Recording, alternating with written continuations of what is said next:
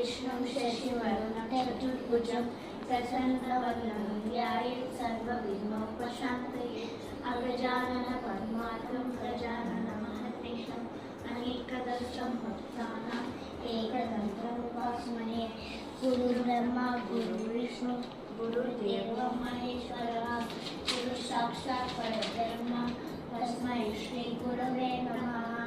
आदित्याय सोमाय मंगलाय बुधाय च गुरुशुक्रशनिश्च राहुकेतवे नमः।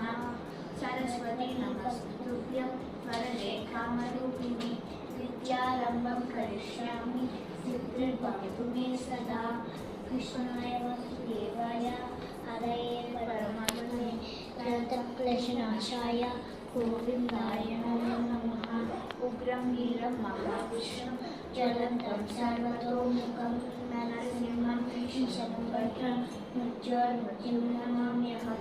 ज्ञानानन्दमयं देवं निर्मलं स्फटिकाकृतिम् आधारं सर्वविद्यानां हयग्रीवमुपास्महे। विषदेवयोगीनां निधये सर्वविद्यानां दक्षिणामूर्तये नमः। ॐ श्री दक्षिणामूर्तये नमः। श्रीराम राम रामेति रमे रामे मनोरमे सहस्रनाम तत्तुल्यं रामनाम वरानने। मनोजपं मारुततुल्यवेगं जितेन्द्रियं बुद्धिमतां वरिष्ठं वातात्मजं वानरयूथमुख्यं श्रीरामदूतं शिरसा नमामि। रामस्य दूतं सदा स्मरामि।